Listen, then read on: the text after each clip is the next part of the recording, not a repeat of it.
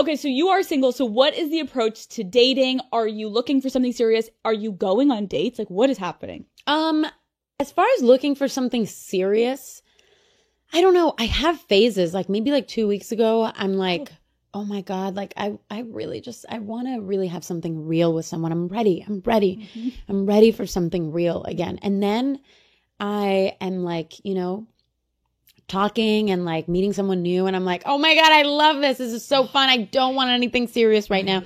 So it really, it's like, it's different phases. I really think I'm like, there's so much going on right now that if it was somebody serious, I would really have to connect with them on a really deep level, which I always hope it is. I'm a hopeless romantic at heart. Like I love my fun, but I'm a hopeless romantic for sure. And I literally, if I have like a great kiss with somebody, I'm like, I would die for you. Right. Like we're in love. Oh yeah, 100%. Are you someone that will have a roster? Like what's the situation? Are you good at handling multiple men at once? I do like a little bit, not too much, but just a little bit of like there's like maybe a few vibes. Yes. There's a few vibes. Mm-hmm. I think there's a different level of like, for some people roster is like the intimacy is like maybe sleeping with all of them. That's too much for me. It's more kind of like vibes and talking, hanging out, whatever. But I can't be serious, at least at this point, with more than one person. I completely agree. I feel like when you're in the single stage, it's helpful to kind of just like pick around and just kind of like keep a couple people in the arena just to be like, that's where I am. Like, what's your vibe? Yeah. What's your vibe? Right. And then like once one kind of drops off, you can pick up a new one. Yeah. But it's fun. And you're my new favorite. Yes. Yeah. And I think as busy as you are, I get that. It's like, unless the person is going to be like, holy fucking shit, this is like if you're late night till 3 a.m., you're fucking talking. Exactly. If it's late night till 3 a.m. and we have this insane connection and I'm like, oh, you're like, it's giving father of my children vibe. Like I will fly anywhere you like, what you come, like whatever, then I will do that. But if it's like, I liked him and he was cute and that was cute, then it's like, I'll see you when I see you. Wait, have you ever flown a guy somewhere? Only in like relationships vibes. Okay. No, I mean, I haven't like flown them. Got it. They fly to the front of the no, plane. Yeah, I haven't piloted them to my hotel room. But I mean, like, they have flown to me. Yes. But I haven't been like, let me just get you your flight. Yeah, I'm not daddy energy. Yeah. Oh my God. Yeah, I know. What gives you the ick? To be honest, one of the things that would give me the ick is I don't really want to be like with a guy. Like, I don't want to be like on my daddy shit. Have a little bit of like that, like masculine energy, kind of take control, especially because you're in control all fucking day with your career, and that's a big psychological thing. If do you feel like that too? I was gonna say, like, I want for sure respect, but if I'm like, I am literally running the ship here. No, same. Like, if I'm making decisions all day and I have to be like on my fucking like whatever daddy shit, unironic daddy boss girl shit, you better come correct when it's time.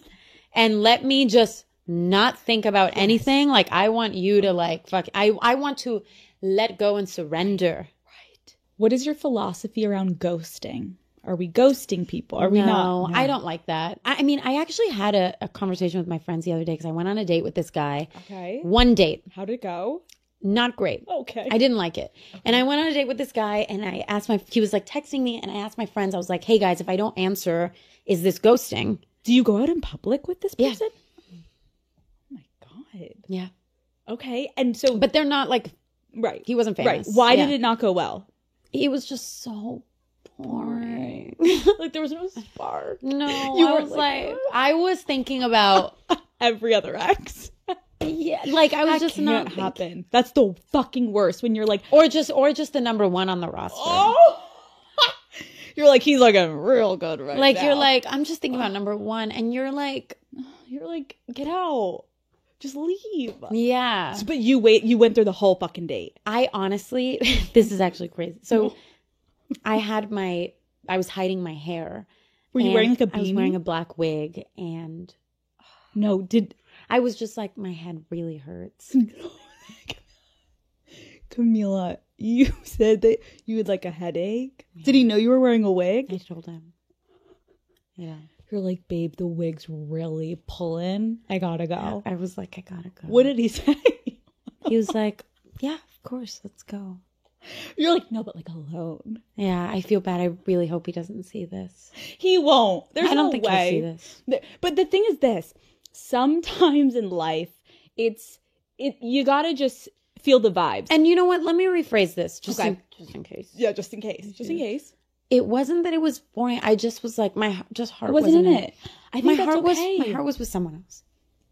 Listen, I think that's fine to say. And I think we, especially as women, need to get more comfortable, because how many fucking times are men like, nah, she ain't hot enough, or like, nah, she's not that. You just didn't vibe. It wasn't it. That doesn't mean he's not an amazing person. It wasn't a fit. But I am sensitive about ghosting, because I feel like you have to be kind to people. And but however, I didn't text him back because I was like, I don't know. Honestly, if somebody were to say right now, hey, and my friend actually, they gave me good advice. They were like, don't text him back. If he keeps texting you, then say, hey, honestly, it really wasn't a fit, but it was so nice to meet you. Wish you well. But he didn't keep texting. So I was like, I'll leave it. But if things had gone on like further, then I'm not a fan of the ghosting thing. I just feel like it's like, why hurt people?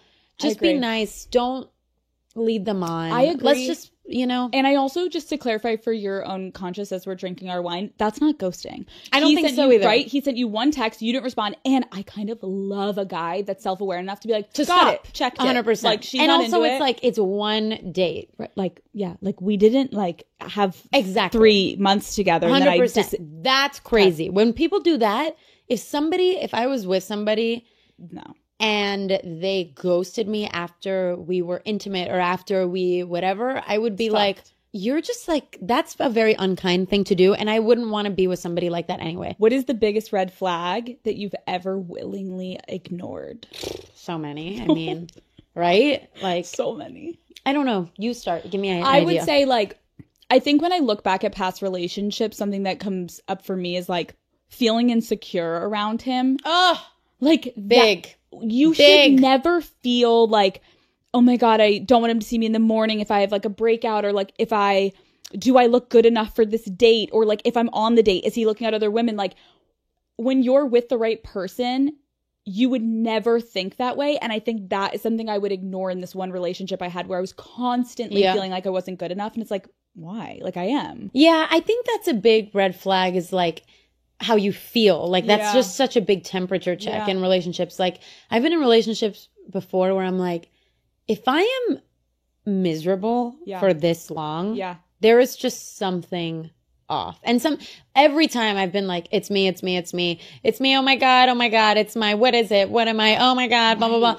But it's like a lot of the times it's like, it's just not right. I agree. It's not right. It's like if I feel so much better when I'm not with you, and then when I'm with you, I feel miserable and overthinking and anxious every time, then we are just not right. And then I think you kind of keep going because you have this like hope or some ideal of what the relationship is. We can work on it. We can this, we can that. And it's like, sometimes it's like you have to temperature check. Like, just like, it's not right. It's not right.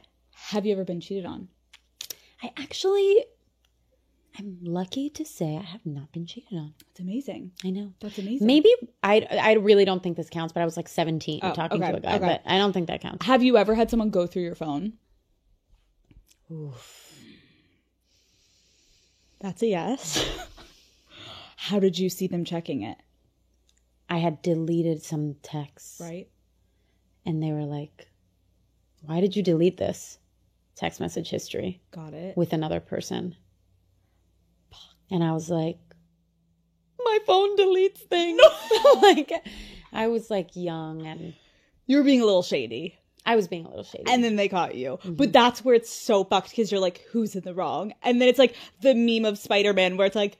I was definitely in the wrong. Okay. Sure. I love that. My phone deletes things. Terrible. Bullshit. That's such a bad lie. It's amazing. I was like, I've never been, to this day, I don't think I've ever been so scared in my life. Right. You're like...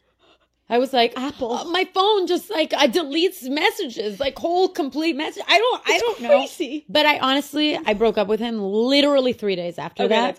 That's good. But you know, shit happens. Life happens. It happens. Okay, we're going to play rapid fire. If you had to trade lives with any celebrity, who would it be? I honestly would say no one. Really? I like my life. Love. What about you? I don't know why this just came up for me. I don't know if it's the wine. Yeah, go. But I was going to say like maybe like Meryl Streep. Interesting. I think I would. I mean, it would be amazing to be like one of the best actresses in the Totally. fucking world. I think it's more because I think if I was had to pick a celebrity, I would want someone that's like not in the public eye and like chooses to not. She's never being paparazzi'd. She's never in it. So Meryl Streep. Okay, we're moving on. No, that's a good one. Okay, okay. Have you ever had to lie to your friends about a guy you were seeing? Yeah. Oh my God.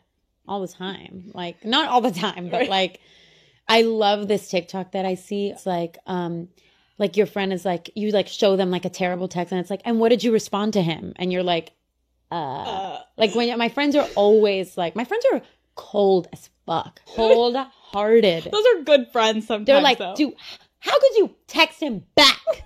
Don't text him. Don't do that emoji. Don't. I'm like, oh my God, I didn't know you guys were mean. Fuck. But but it's good. They're keeping you in line. Oh my God. Yeah. Cause I'm like the opposite. I'm a dumbass. I get it. I'm an idiot. I was just going with it. Yeah. What is your biggest insecurity? My biggest insecurity, like internal, external, whatever. Whatever. This is probably the wine too. Mm-hmm. And I saw this Jodie Foster like interview. Mm-hmm. Like I was reading it yesterday. Congrats on your New York Times article, by the way. Thank you. Oh my God, thank you. I didn't read it because I didn't want to make myself nervous before the interview, but I love the New York Times, and I was like, oh my God, there she is. But I saw this one New York Times or New York or whatever, like Jodie Foster interview, and she was like, for somebody who values privacy so much, I really want to be understood, and that really resonated with me. I feel like my insecurity is like, I don't know, some like childhood thing of like being like, I don't care if people get me. I don't care if people, whatever. I'm just going to be myself. But at the same time, really wanting people to understand me and not dislike me or whatever. So I don't really know. I think it's like a general insecurity of like probably like being seen and then not loved or whatever. I think that is one of the most relatable feelings. Like, I think we all can try to put up a front of like, I don't care about like the mean comments or this or that. I try to not care, but we care. At the same time, it's like, we're humans. I want love from people, right. You know? And you want people to understand you because like, I can tell you have such a good heart that like, it's a difficult balance of like people seeing things online and then you're like, I can't run to defend myself every moment. No, but not at all. It is tough when you are being perceived in a way that you're like, that's not accurate. That's infuriating. It is. There's a lot of surrender. Like you have to really let go. If you're spicing it up with lingerie, what color are you wearing? Ooh, I think black. Mm-hmm. Morning sex or night sex? I honestly love morning sex. Mm-hmm. I like both, but and my favorite is actually like, I love like an afternoon vibe. Oh. Because it feels so like European. It feels so like you're like not working, and it feels like so primal in a way. Like I don't have to work. Right. Let's just like eat fruit and like and coitus. Love you. It's so good. If you're going home with someone, are you going back to his or is he coming to yours? I prefer him coming back to mine for sure. Biggest turn off in the bedroom? I don't like silence and like just like no passion. Yes. I need like going through the motions. I hate going through the motions. I'm like, why are we even doing this? Right. Why aren't we like making eye contact? Why aren't we making out? Like, why are you saying things to me? Like, let's like, you know what I mean? Yes, I get it. Yeah, to me, I'm like, I would rather not have this. Favorite sex position? It depends on the vibe and it depends on the energy of whatever's happening in that moment. Like there's like in love sex and then there's like kind of freaky vibes. Yes. I get it. You know? I get so I think different strokes for different times. I get it. Okay. Literally. I gotta ask what your opinion is on getting back with an ex.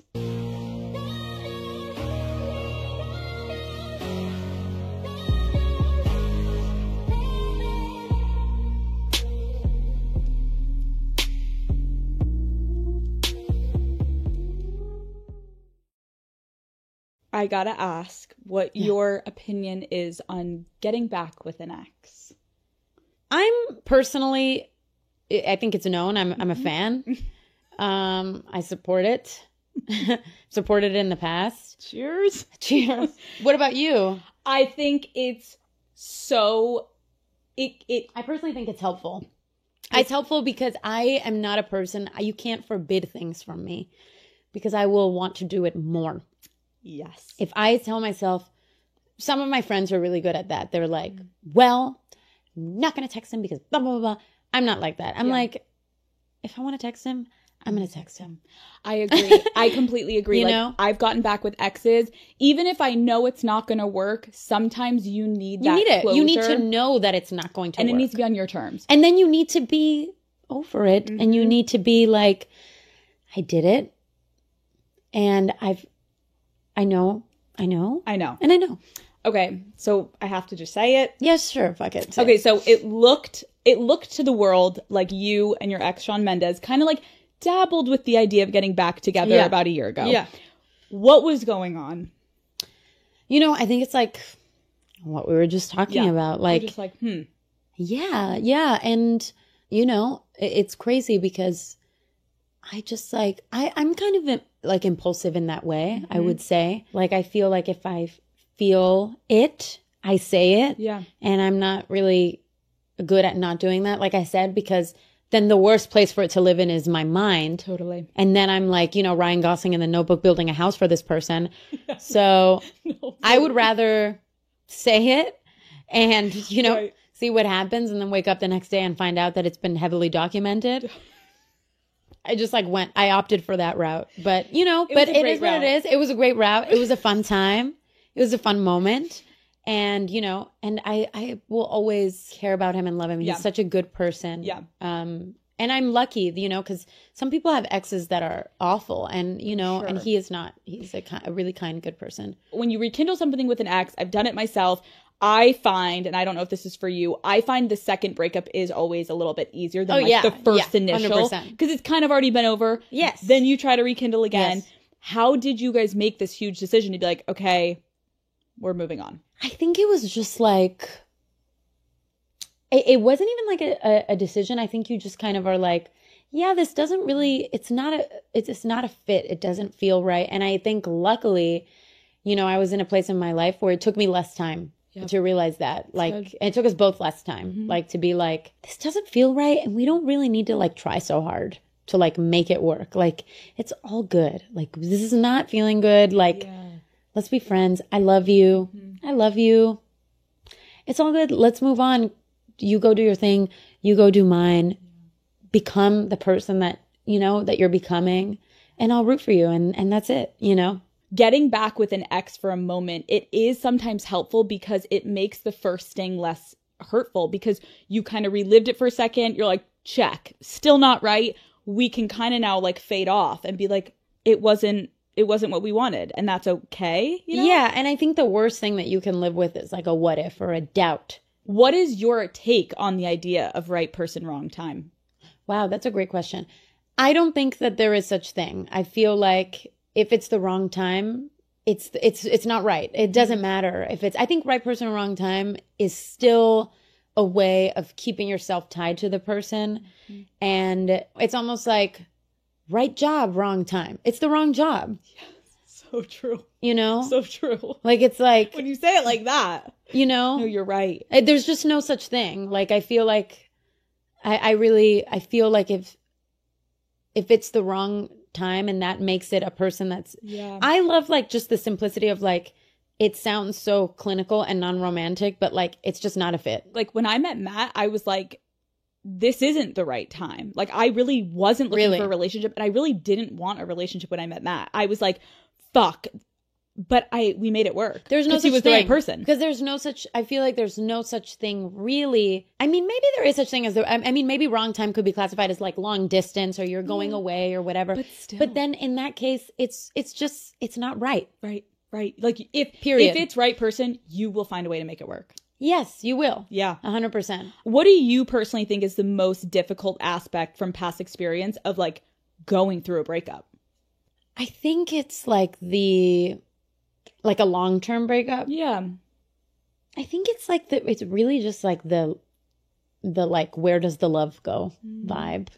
You know, like you have so much like care and love for this person, and it really does feel, I've luckily up to this point in my life, I haven't experienced loss, like real loss, but it feels like loss, but that person is just still out there, and it takes your own restraint, reminding yourself why it's not the right thing to like keep you away from texting that person or whatever. And also it's like feels very out of your control, because sometimes it's like I wanted it to be this person so bad, like I wanted it to be, but it's not, and that feels really hard to let go, like to be like, I really wanted this to be it, but the fact that it's not, that I can't make this person who I wanted them to be, it's tough. It's really tough. Like it really feels like you can't always get what you want kind of thing. I do kind of love how you said that, though. It's so true of like, where does love go? When I'm thinking of like, what would my answer have been? I'm like,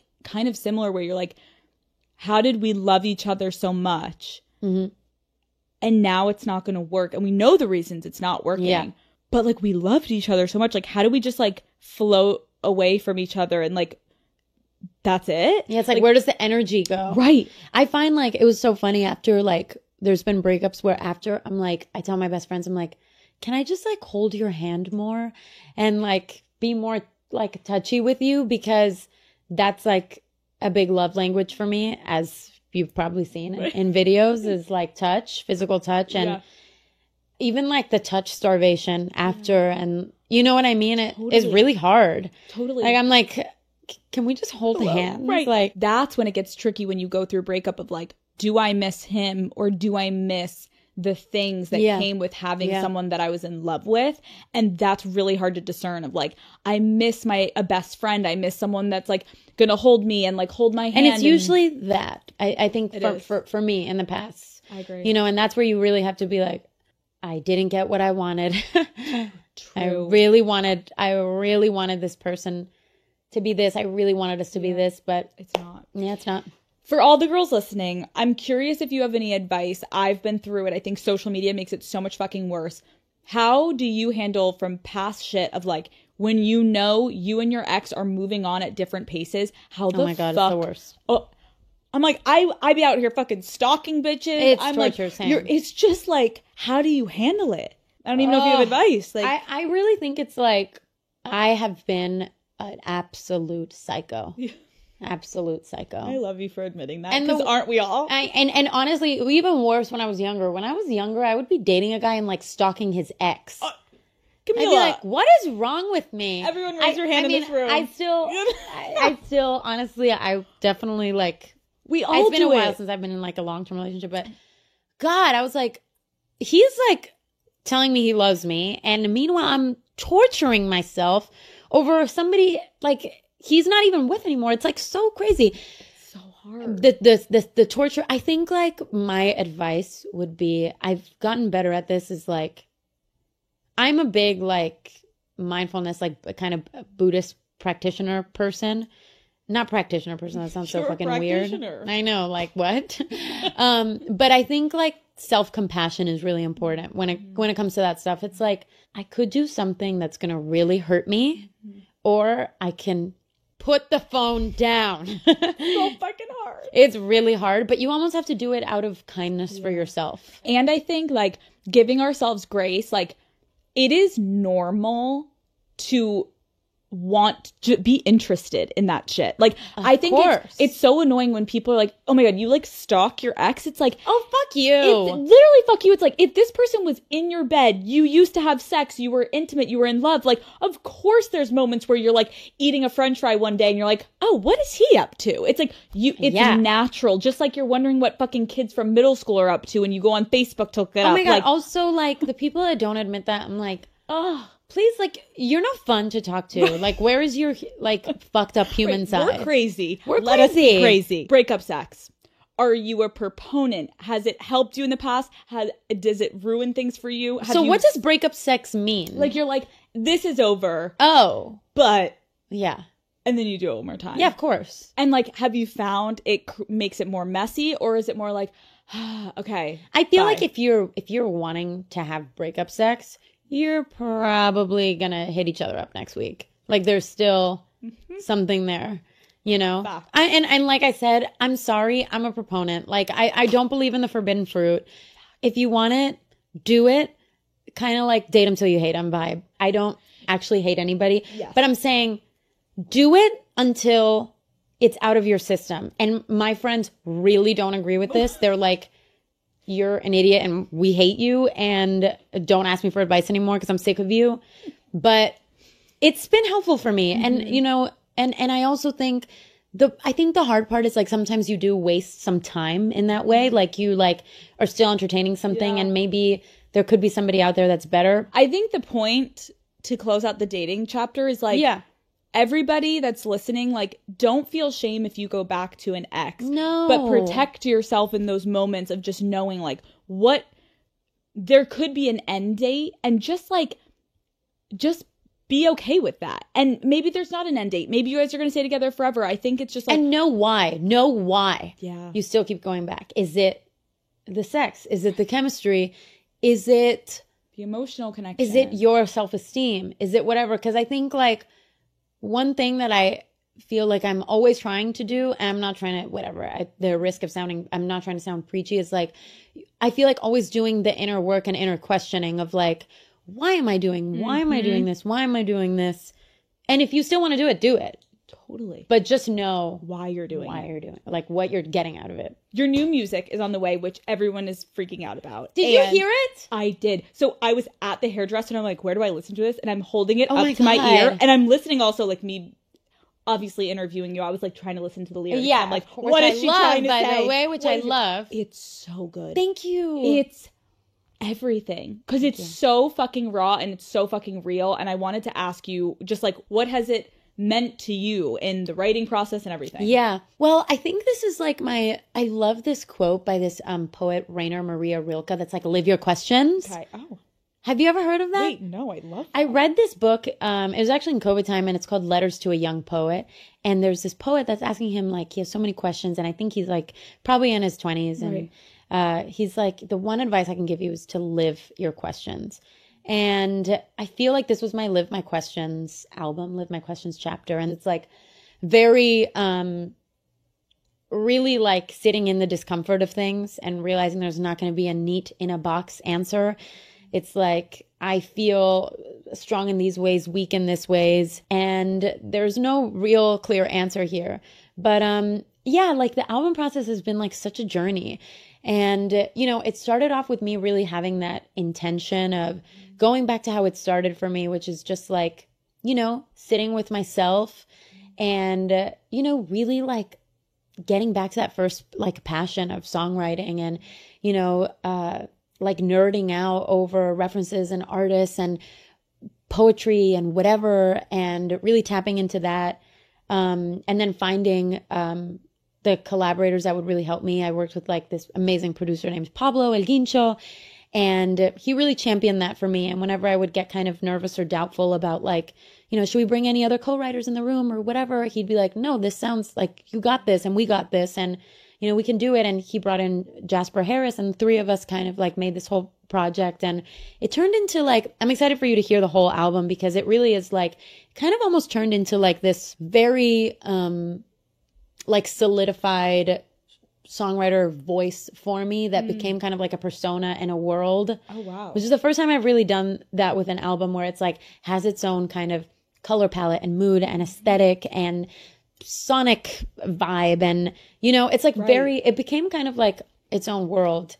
And then obviously like, you know, the people that I'm like a huge fan of, like there was so many artists that kind of came in, and you know, it's just been like so fun and amazing. I'm so excited for you, because when I just read some of the lyrics, it feels like we're actually just like inside your brain, like reading your diary almost in a way. And I love how so much of it felt, you're right, of like this back and forth of like where your brain goes when you're in the middle of situations, and it felt so real. And like when I was reading it, I'm like, oh my God, I've experienced this in my life before too. It was very relatable, but the way that you were able to articulate it was just fabulous. And I think so many women specifically, I think, are gonna be like, you're speaking from my experience. Yes, I've lived this, and it's really cool. It's also really cool because like the album aesthetically, and even like so many of the themes in terms of it, it's like, you know, there's a lot of like lip gloss and nails and whatever. It's like very hyper femme. Yes. Which is so fun because it's like I feel like I'm really tapping into the fun of like the feminine experience and sensuality, and like even like the things that we do, like the you know, like all those like different the hair. No, it's so good, and I'm so excited personally to hear the whole thing, but I'm excited. I can't wait. Because I think the beauty of conversations like this is like, I haven't really seen you like this online. We're like, I know. You really are like our girlfriends. Like, I feel like we're all friends with you now, and I get you, and you just feel like someone that is very like relatable. Well, that's why I wanted to do this podcast too, because I was like, I feel like it's like very for the girls, and I feel like my album is like very like for the girls, and also like so much of it was like is so much of me and who I am is inspired by my friends. And you know what I mean? And like that dynamic, and like, you know, drinking wine and talking about like whatever the worst sex you've ever had. Like that's like, you know, that's life. That's life. That's the best part of life. What message do you hope fans take away from this album when it comes out? Ooh, that's a great question. I really think it's live your questions. And I would add a bonus to that is I think it's like really embracing the playfulness of it, like the playfulness of being alive, of being a girl. And I think that's honestly why so much of this album has themes like, I don't know, like sex or whatever, is because it's playful. And it's playful and it's hot.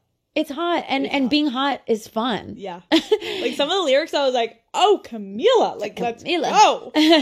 Well, I think it's like just like this spirit of, I think, freedom and like just like ownership, and really just like owning your fucking life, and I don't know, just like fucking being free and being you. I'm so excited for you. The Daddy Gang will support you the minute this comes out. And Daddy Gang. I can't thank you enough for sitting down. I know that you don't do this often, and like, you're a fucking pro. I could do this with you all day. Well, me too. And I knew that it would happen like that because I really was like, I was listening to your stuff and I was like, oh, this is a girl that like I would be friends with, you know? But thank you for real for making me feel so comfortable. Of course. You're so kind, and I love you. And I love this wine, and I love you too. Woo! Thank you so much. Thank you. You're the best.